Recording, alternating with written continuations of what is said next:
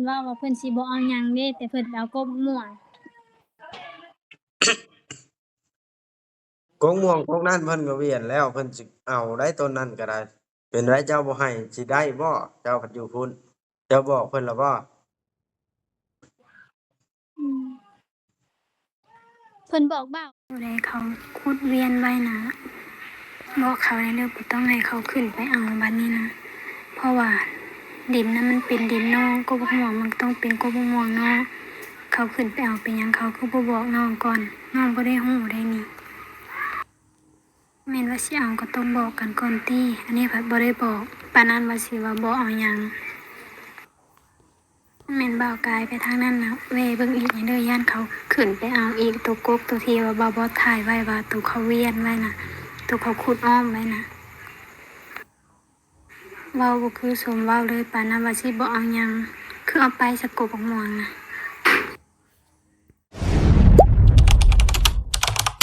อย่าลืมกดติดตามเพื่อเป็นกำลังใจให้ผมด้วยนะครับทุกคนขอบคุณมากๆครัเอาบไว้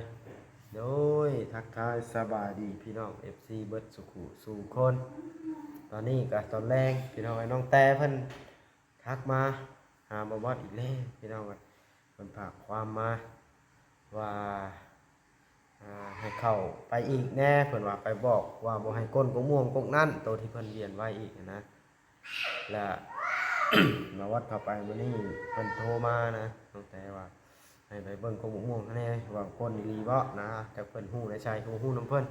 เอาเลยขึ้นไปเบิ่งแล้วเห็นก้นอีหลี2ต้นแล้วต้นที่3กำลังเกวียนไว้น้องแต่ก็เลย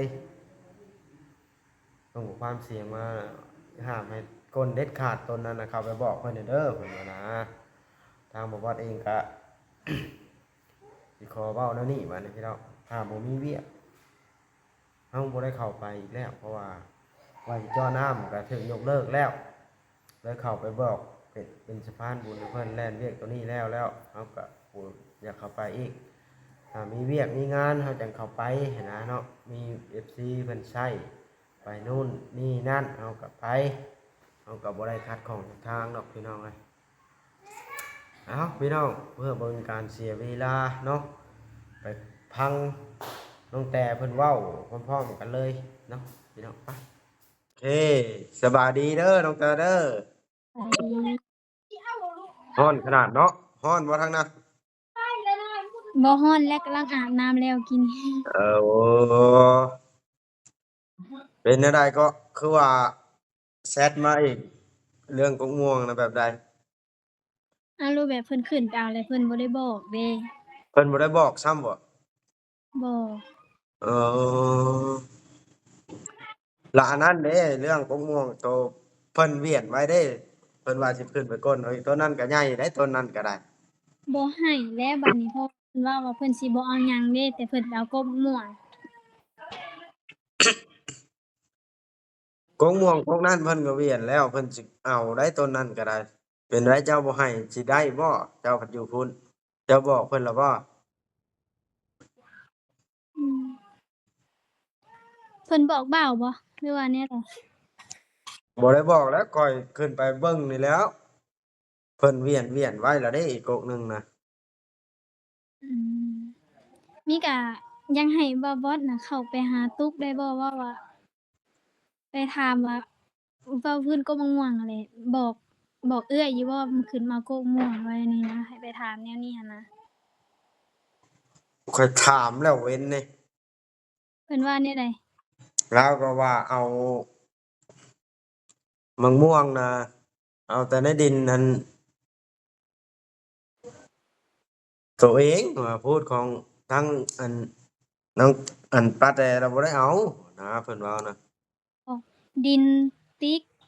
กับดินตุ๊กน่ะอยู่ทางหลังเด้บ่บอสน้องปันให้น่ะตอนนั้นก็ทางหลังแบบใดล่ะทางหลังอันเด้อยู่ว่างสวนอ้อยน่ะบ่แม่นบ่ปานแห้งยาวอะมันติดหน้าทางเบิดทุกคนนะบ่เพราะว่าดินน่ะมันมี4คนเด้อ๋อทางหน้าทางหน้าทางหน้าวางแถวกบมะม่วงแล้วให้เป็นดินน้องมิกหั้นนะให้เป็นผู้ดินผู้หลาเออตุ๊กกับ กับติ๊กแหละอยู่ทางหลัง ตุกกับติ๊กอยู่ทางหลัง แม่นบ่เชื่อบ่บอสแล้วไปถามผัวตุ๊กเด้อเพราะว่ามื้อเอาดินให้อีหวังเพิ่นเซิงเพิ่นตูบหันเด้ดินตุ๊กอะ เออ เพราะว่าน้องแบ่งตั้งแต่ตอนอยู่นำกันพู้น อืมมีแต่บอกให้เพิ่นพอแล้วสากกม่วงเนาะ แม่นมีก็บอกเพิ่นพ่อมีก็อันหยังมีก็เอาแต่กกใหญ่คือบ่เอาแหน่สักกกน้อยคันแม่นว่าอยากได้ก็เอาไปเฮ็ดหยังกกใหญ่น่ะเพื่อน้องสิปลูกได้ ก้นเป็นเบ้าเอามันคืนอยู่ดอกก้นเบ้าใหญ่ แล้วก็บอกให้เพิ่นไปถมนี่เด้อก้นแล้วก็ฮู้จักก้นฮู้จักเอาแล้วก็ตัวเอานะน้องบ่ได้เครียดดอกเอาแล้วก็ฮู้จักถมแหน่ อืม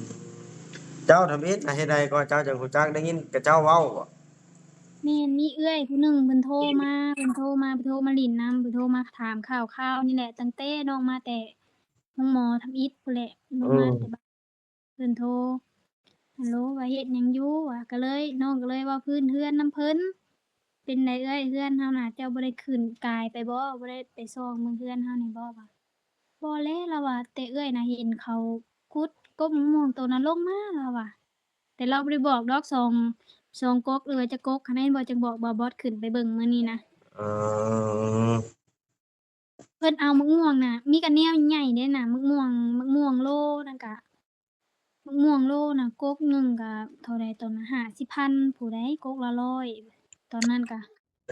น้องตุ๊กคือว่าเราบ่ได้เอาต้นอันนั้นเราเอาต้นมะม่วงลาวที่ว่าเบาจิตเอามาให้เพราะว่า บ่าวจิตในสายบ่แม่นบ่าวจิตตุ๊กน่ะมั่วแล้วสิเว้าให้ฟังบ่าวบอสทำอิฐน่ะก๊กอยู่วางเห็นติอยู่วางแคมทางอยู่วางอันนี้หัวคันไดเรือนแล้วก็ยับมาทางอันนั้นเด้ทางกอกน่ะทางน้ำสางเก่าน่ะอันนั้นน่ะก๊กสาวบุญซื้อมาให้สาวบุญซื้อมาให้น่ะมี2ก๊กก๊กบ่มี2ก๊กแล้วยังเหลือ2ก๊กก๊กหนึ่งแหละหรือว่าตายแล้วบ่จักเดี๋ยวนี้น่ะก๊กตัววางอะอันนี้น่ะเรือนอันนี้น่ะข้างนี้น่ะเรือนแล้วก็ยับไปหน่อยหนึ่งมันมีก๊กม่วงก๊กหนึ่ง เออ ก๊กนั่นน่ะมีสาวบุญซื้อมาให้ แล้วก็ต่อมาแล้วก็บ่าวลาวนี่ซื้อมาให้ มันแต่ว่ามะม่วงมันยังหลายต้นอยู่นะ5ต้นเพิ่นเอามายังนะ ต้นแล้วน้องซื้อมาบักละหลายต้นหนึ่งตัวมันเหลือได้น่ะ5ต้นนะ แล้วก็อีกต้นหนึงต้นโตมันใหญ่ๆน่ะกำลังเวียนไว้อยู่ น้องบ่ให้แล้วก๊กนะเพราะว่ามะม่วงแนวใหญ่เพิ่นเอาไปเบิดเลยเพิ่นเอาไปมีก็ม่วงตัวได้กินมากแล้วแหละน่ะ2ก๊กนั่นน่ะ กับก๊กที่3เพิ่นกำลังเวียนหั่นแหละ เพราะว่าอ้าวโทรมาบอกน้องแหน่ก็ได้น้องก็น้องก็สิบอกบ่แม่นว่าสิบ่ให้เนาะให้เพราะแม่นว่าหมู่อยากได้ปานนั้นหันนะเราก็สิให้ อันนี้เขาก็บ่บอกซ้ำเนาะ บ่บอกมีก็รูปแบบเว้าไงเอื้อยอยู่บ้านนั่นแหละเราโทรมาลิ้นนำแต่บ่ออกชื่อเพิ่นดอกโทรมาลิ้นนำมา แล้วอันนั้นเด้น้องแต่เจ้าเบิ่งแล้วบ่คลิปมานี่อันที่ว่าค่อยไปแจ้งว่าสิซักน้ำให้เพิ่นแล้วเพิ่นบ่ขึ้นน่ะ เบิ่งแล้ว เบิดโอกาสแล้วได้บาดน่ะยกเลิกแล้วเพิ่นก็ยกเลิกล่ะ อืมนั่นแล้วเพิ่นอุตส่าห์ยื่นมือมาซอยผู้เพิ่นพัดบ่ขึ้น ผัวน้องทุกว่าเราอะบ่ขึ้นก็แล้วแต่แล้วว่ะเพราะว่าให้เพิ่นช่วยแนวอื่นนะเพิ่นบ่ช่วยแล้วบัดนี้ ก็ย่าเพิ่นคันแม่นว่าเพิ่นบ่อยากอยู่เรือนหลังนั้นนะคันแม่นว่าเพิ่นอยากได้แต่ดินก็แบ่งแล้วเนาะเพราะว่ามันอยู่นำกันเด้นอกจากถามเบาเตียงใหม่หรือว่าแบ่งส่วนไผส่วนมันแนวนี้หั้นนะ หมดแล้วบ่เตียงเราอย่าเข้ามายุ่งเลย ก็อันนั้นแล้ว เรามอบให้ น้ แล้ว องน้องได้เบิ่งคลิปคือภาษาคือว่าอยากเซ็นอิหยังอยากเซ็นมอบคืนหั่นนะ โอ้เพิ่นเว้าว่าเพิ่นบ่อยู่เฮือนเพิ่นละว่าส่งคืนเจ้าของเพิ่นเราเข้าใจไปแนวนั้นนะ อืมชงคืนเจ้าของก็หั้นเด้เจ้าของนั่งอยู่นี่ นั่นแหล้วข้อยว่าอ้าวว่าเจ้าของคือว่าน้องแต่พุ่นว่ะคันว่าเจ้าบ่เอาก็แล้วแต่มันมีชื่อตุ๊กแต่ติ๊กมิกเนาะ ได้ยินน้องเบิ่งคลิปมื้อนี้บ่ตุกเว้าว่าเพิ่นสิบ่เอาเฮือนบ่คลิปเบา บ่โอคลิปบ่โอบ่โอลิน่ะ อ่า มื้อวันที่23มื้อวานนี้หักเพิ่นไปถ่ายเมื่อวานนี้เพิ่นเอาลงมื้อเช้านี้เพิ่นว่าดินน่ะบ่เอาเพิ่นว่าสิให้น้องมิกเพิ่นว่าแนวนี้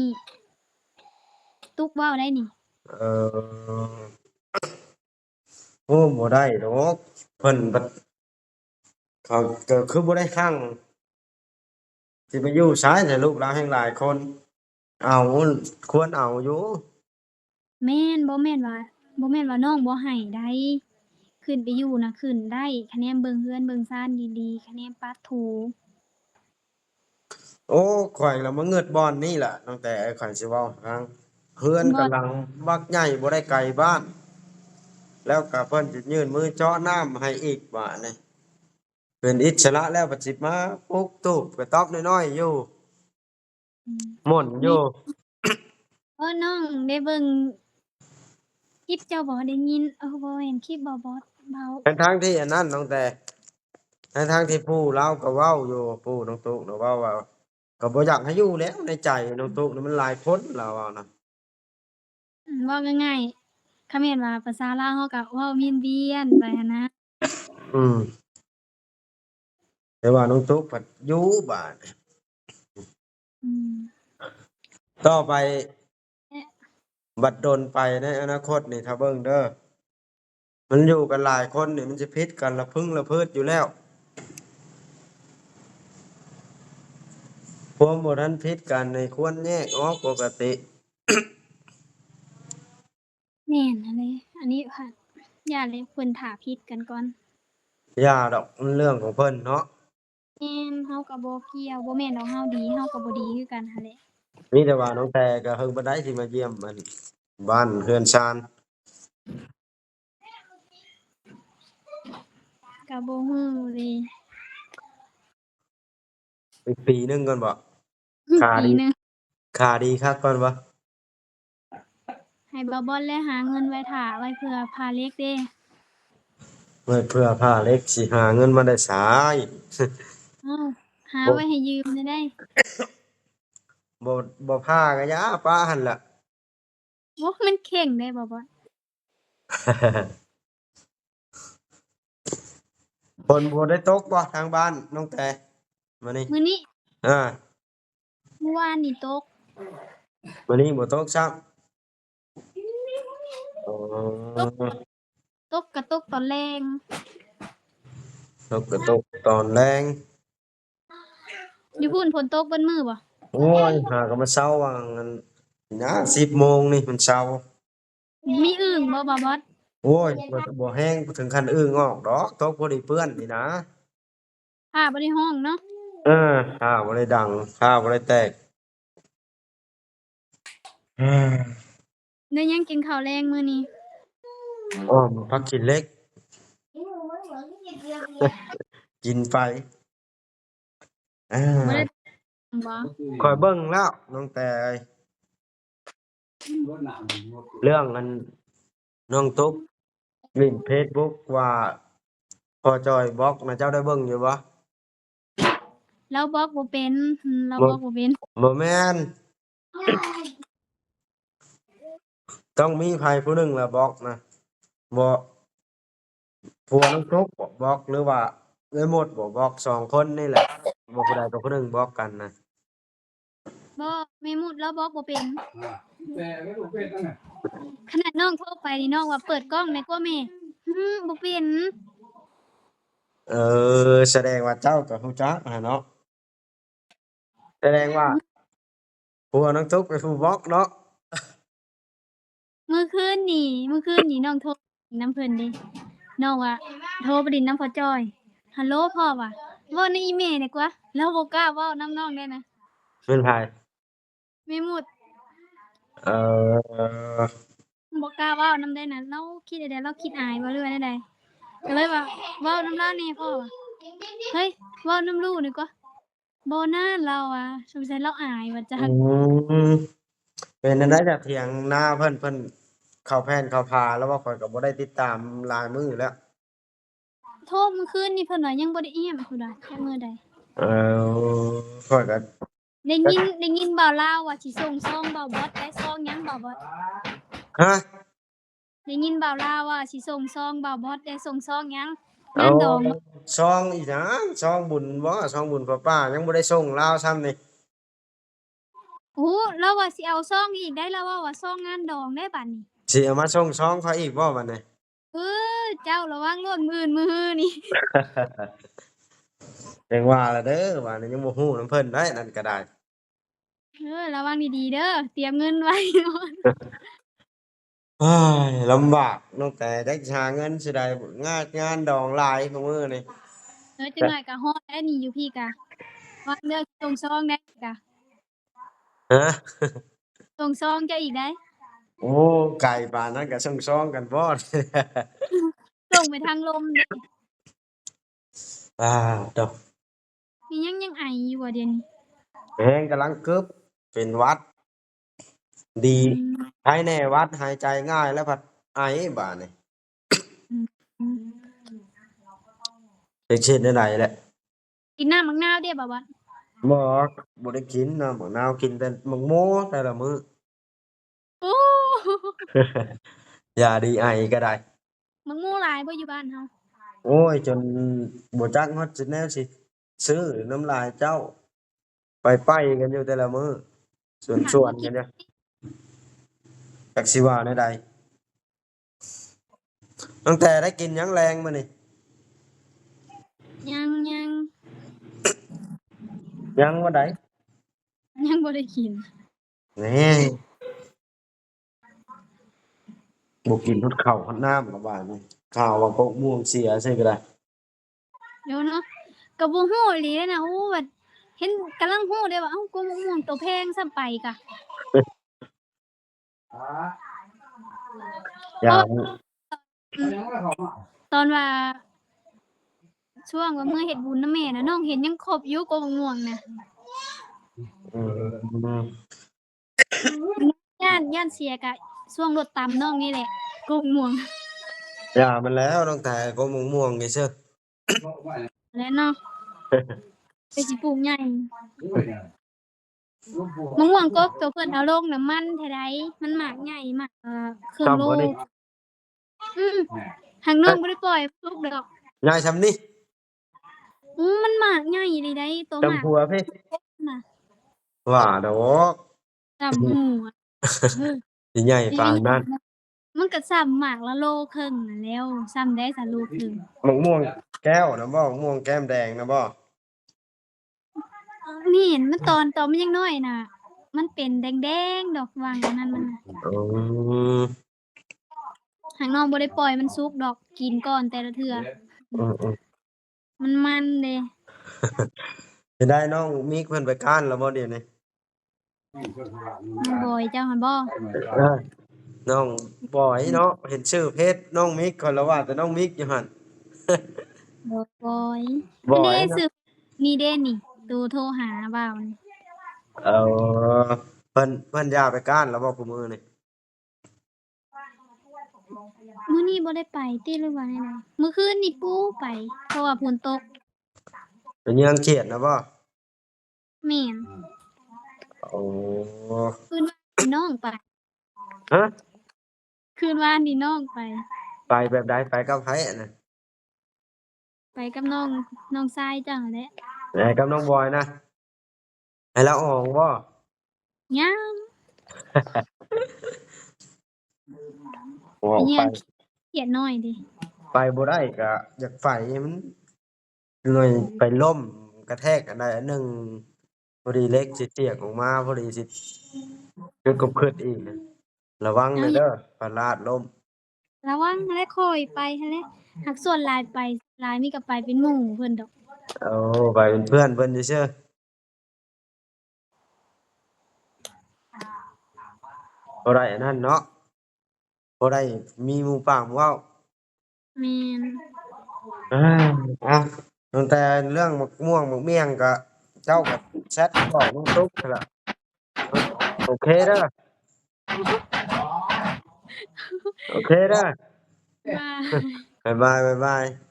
พี่น้องเอ้ย หลังจากที่คุยกับน้องแต่เป็นที่เรียบร้อยแล้วก็ได้เนาะเพิ่นว่าอยากให้น้องบ่าวบอสนี่เข้าไปบอกอันบ่ให้ก้นอีกก๊กหนึงว่าซั่นม่วงเราบ่ให้ก้นบ่าวบอสถ้าบ่มีเวียกบ่าวบอสก็สิบ่ได้เข้าไปแล้วล่ะพี่น้องบ่าวบอสสิขอบอกเลยว่าบ่ได้เข้าไปบัดนี้มันก็คือว่าสิจ่อน้ำให้เพิ่นแล้วสปีดเราเพิ่นบ่ขึ้นแล้วก็ย่างปานนี้เนาะพี่น้องยกเลิกเฮาก็บ่มีเวียกเฮาก็บ่ได้เข้าไปบัดนี้ถ้ามีเวียกมี FC ใช้หรือว่าแนวใดเฮาก็จังสิเข้าไปได้บัดนี้พี่น้องเอ้ยเพราะว่าเฮาน่ะบ่คัดใจด้านใดเนาะด้านใดบอกเฮาก็ไปอ่า FC หลายคนขอโทษขออภัยนำพี่น้องเอ้ยหลายคนก็ว่าบ่อยากให้เข้าไปโอเคพี่น้องคลิปนี้ก็สิขอจบคลิปลงเพียงเท่านี้แหละเนาะพี่น้องมาวัดกับเสียงมือปากวัดพี่น้องเลยทั้งวัดทั้งไอเป็นไข้แน่กินยาไปพี่น้องเลยโอเคพี่น้องบ๊ายบายเด้อคลิปหน้าจะพบกันไหมแท็กซี่โพอยู่ไซแหละบ่าถ้าเบิ่งน่ะส้มน้ำกันโอเคพี่น้องบ๊ายบายสบายดีเด้อ